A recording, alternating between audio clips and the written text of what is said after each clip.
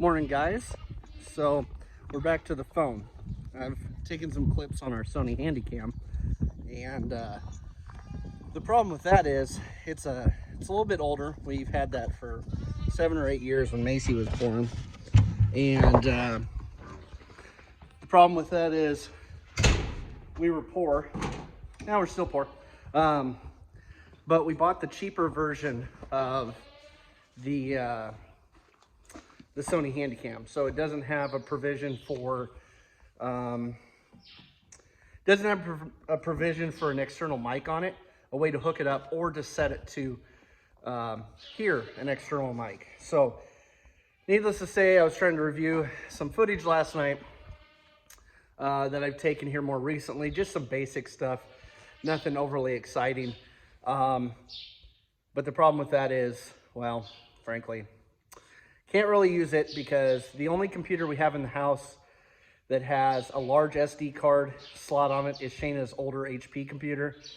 And that thing, that's basically a rifle target right now. She has another computer that her mom gave her that she had used for a job. It's like a Chromebook or something. That thing's kind of a turd. I think it's just got the micro SD card slot in it. And I'm not going to use my work computer for any of our videos, which I know that's also got a micro SD card. I do have the adapter, but all the footage was filmed on the card in the camera, and it's on a large one. And so I was trying to update it to make it usable. Just not the case. So let me give you a quick rundown of what's happened recently, which is not a whole lot. It's more just semantic around the farm stuff. Not really anything livestock wise. And then we do have just a little update from Hisea, a new little promo thing they're running. I am actually wearing their boots right now, but let me get into the update, and then I'll let you know what's going on with the Hisea stuff if you want to join in on the promo they got going. Okay, so as you remember before, this bin used to sit like this. Well, we got another load of feed in there. All the legs used to be like this. They had a bolt that just was retention against that leg. Well, I went and got some angle iron. It's almost as thick as this, and I just got a U-bolt around it. I've actually got a few more up here in case I want to put a secondary one to clamp it. I didn't want to weld those on there. That way, if you need to level this front to back, depending on where it's sitting, or raise it, lower it, whatever you wanted to do, so we cut those at like 16 or 18 inches. I need to bring hay bale in. The brooder over here that's got junk on it right now. We raised 17 broilers. It was 20. You can see some of the white stuff that I use on my doors when I insulate them on the kidding sheds. That's because a couple little barn kittens decided to try to reach in and pull some of the baby chicks out. They were successful on 3 of them. So we have 17. We got the equipment in here. Everything else is kind of out of place. So as weather gets bad and it gets cold outside, which means it's colder in the shed, I'll work on doing some of this stuff. But got a couple alfalfa bales from Todd in here. We've already paid for 12. I brought 3 home. I can only get 3 of them at a time on Tracy's inline bale trailer until I find enough money to buy a flatbed. So got to clean some of this stuff up. We're working on making some more setups for some more raised boxes for the garden. That's kind of where we're at there. Tractor, I need to put a new shift linkage connector in it because it decides it wants to pop out. It's just wore out. So anyway, that's where we're at there. I'm just going to clean the rest of this straw out and probably go to the garden. I don't think I'll use it for bedding for anybody. Normally at this time of the year, I would be heading to Orchland's or someplace like that to buy more shavings. Well, this would normally be stacked with shavings, or a couple years ago, I think when I'm double deep on pallets, stacked basically to there. I can fit like 100 or something like that in this corner. I don't remember exactly how far out it came. That's not the case since we're using large squares, but this needs to go. This is a broken, I'm robbing pieces off of that thing. Here's a broken tripod. So yeah, we've got some more tidying up to do, but it hasn't been priority. So I'll probably end up buying shavings as we need them this year. It's not ideal, but let's face it, when everything's gone up in price, that's kind of where we're at. We do have a few girls you'll see that are about ready to kid, and I'll get into that here in a little bit later in the video. But I'm gonna have to start getting some of these pins out, some of my hay feeders and my lamp protectors. And then I want to say those are old lamps. We've got a couple heated bowls. We'll use one for the chickens. Also got my stash of extension cords. We'll have to get some more of those laid out because it is Sunday at the end of the first week here in November. I'm trying to even think what day this is. But anyway, Thursday, it's supposed to get real cold. I mean, we're talking like nighttime temperatures of 15 to 18, I believe. So we're gonna have to start getting the tank heaters out. So that means Brandon's gonna string cords out, haul that stuff, and get that stuff ready. So why am I bringing this up, you ask? So I want to say, I talked to Selena here recently, and they said they're running I think they called it an Aqua X series. And it's basically what I'm testing out. I've actually got them down here. Can't say I know how to do that with the camera while I'm holding it, but it would basically be, for me to describe it, is the tall version of the men's rain boot. You know, it's not like an insulated winter boot, hunting boot, but it's going to be like most of the others.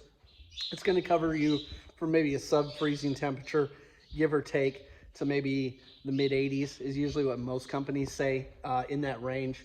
And I'm wearing them right now. It is actually a lot nicer this morning than it was yesterday. Yesterday morning, we started out like 28 degrees, which obviously I didn't have these yet because they mistakenly got picked up by somebody up the road, which so happened to be my mother-in-law when she was picking up gifts from the Jolly Man in the big red suit.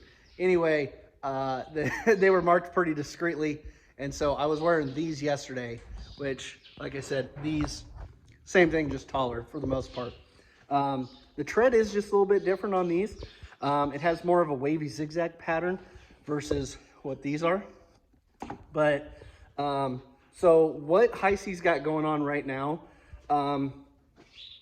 you know, I didn't have to pay for these boots. They sent them to me to test them, and I'll update it. Whether you guys like it or not, I'm going to give you an honest opinion of these. You may not like seeing promos and videos, stuff like that. But for me, this is one of those things, can I tell you about a boot that's maybe got good value? So far, it's a good value. The price, if you paid for them outright, for what you get out of them, so far in my light use, has been good. I'll wear these through the winter and see how they work that way too. I'll keep my Noble Outfitters on the shelf until for some reason I need that specific boot or a little bit like heavier construction, just because I don't have the comparable of that boot from Hisea. That'd be a cool comparison. The problem is I probably won't buy them until I wear those out, which at the current use rate, it could be a while. So we may just need some opinions from you guys on those. But so far, I think the price versus the quality is a good value. So you could almost buy two of most of these boots for what a pair of muck boots would be on the shelf. Same with bogs. For some reason, I think the bogs are a little more expensive at Baumgars. But anyway, so what Hisea is doing is they're actually running a deal to where you can go online and sign up to be a product tester. It's like a recruitment program that they're doing. So similar to them reaching out to us, you're going to be able to go online and use our code LUCKY, capital L and then lowercase UCKY. If you use that code with a link I'm going to have down in the description, you can go on there and sign up to be selected as a product tester. So they've got work boots, they've got kids boots, all different types of, I'm going to call them, I shouldn't call them muck boots because that is a name brand, but it's like saying Kleenex, right? So any of the neoprene style rubber boots, they've got waders, all kinds of stuff like that. So you could be selected to be part of the test crew for that. If you get selected, I want to say you can also be selected or offered if you want to buy product too. I want to say it's 7 coupons worth like $100. And so that would go to any product. Sorry, dropping you. That would go to any product that you guys want to try to pick up while you're doing this. But like I said, these carry a 100-year warranty to them. I haven't used the warranty yet, obviously. And so far my feet have been 100% dry and warm. And so now I haven't put them in sub-freezing temperatures yet. But even then, I would imagine a pair of socks, extra heavy pair of socks is going to do it. So if you guys want to take advantage of that, go down in the description, sign up, see if you can become a tester for them. A full bucket here. I do have a scale. I haven't weighed it in a while. Maybe we'll do that just to give you an idea. So it's around 3 pounds is what that says.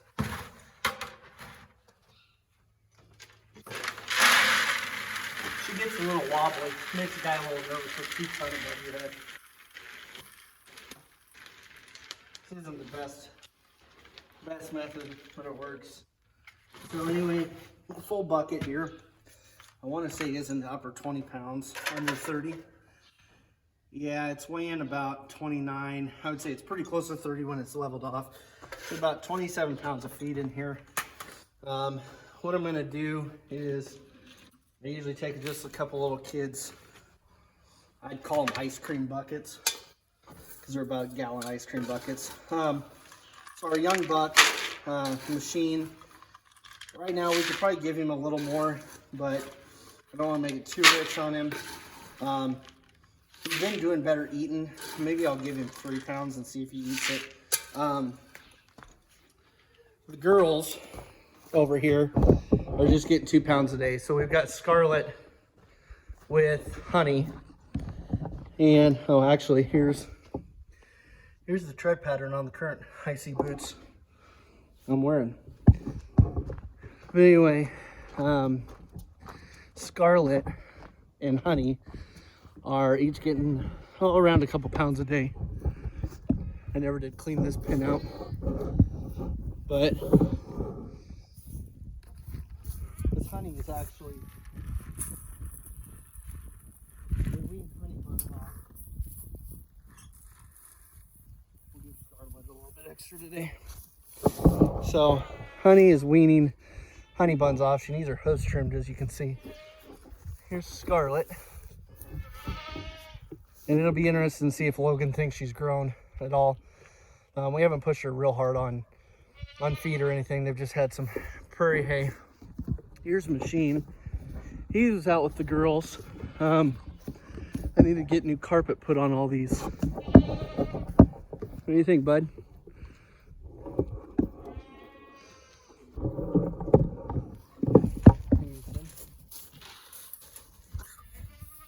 You gonna eat all that?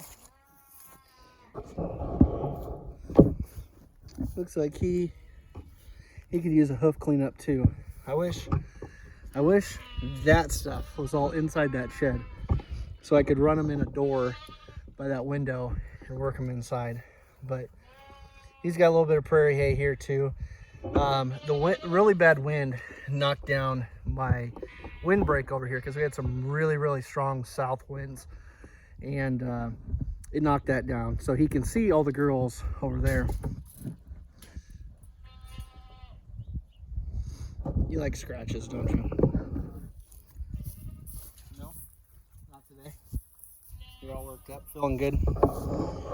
Anyway, he was out there with the girls, and Scarlet was in here with Rebel, doing their deed. Well, all of a sudden, we saw him start to really bark at some of the girls. And anyway, we decided, oh shoot, it's time to get Rebel back out there, and some of the girls didn't settle. So that was unfortunate. So yeah, the 15 over here, Tyrod and Bennett, doing some discing out in the field. Tracy got near a ditch and the tractor decided they wanted to go in the ditch. Bent the tie rod a little bit, but the old walnut tree over here met its demise because I'm tired of a squirrel buried tree monopolizing our whole yard. So anyway, the old 806, she gave her the business, pushing her over and cut some of it up. Got to get that cleaned up. So we got a little more room here up front. And then you've got the little giant feeders over here, which anything below the hay feeder portion, I wouldn't give you 50 cents for the things. If you've got a welder or something, design your own legs and frame, because the way it bolts together, that snaps so easy. I've got 4 of those things that just don't hack it.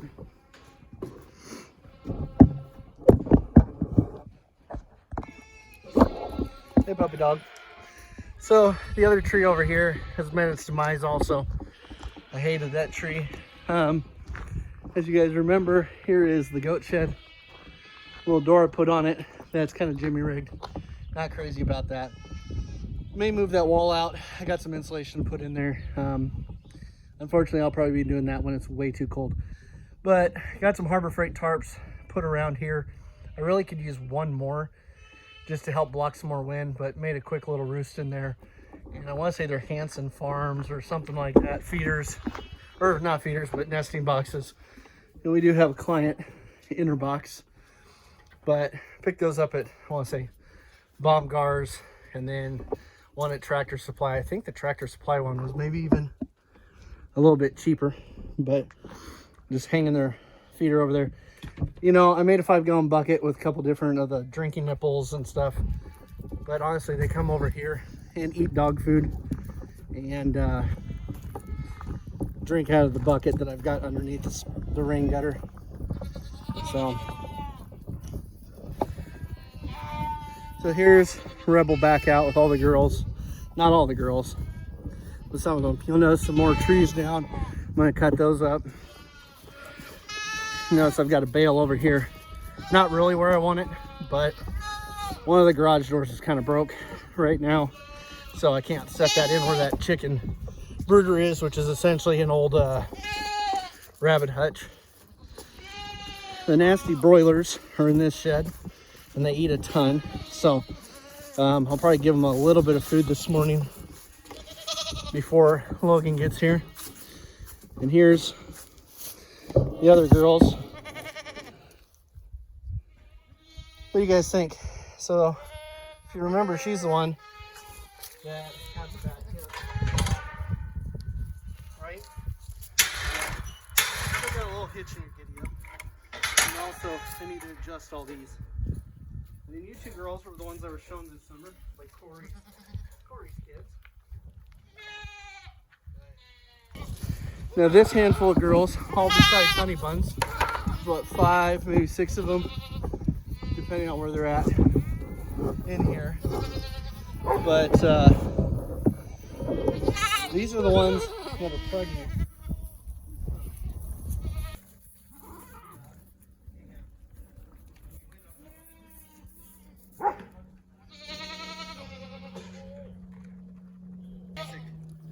Cattle mineral, and let's face it, I did not get it put out very well this year.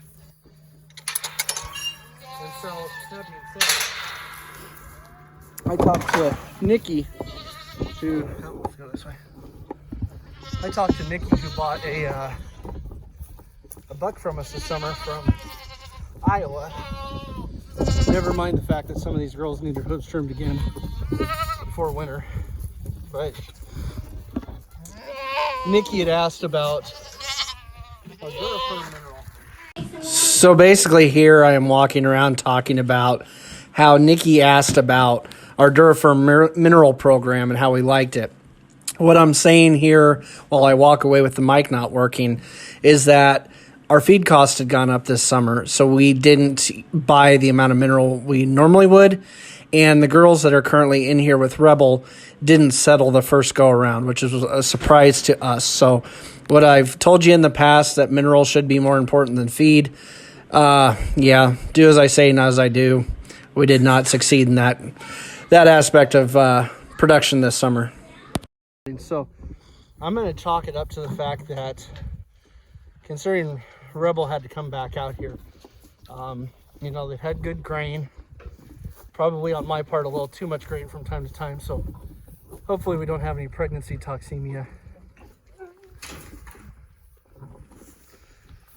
But they've had good grain, had good hay. It's just the only other factor is probably the mineral.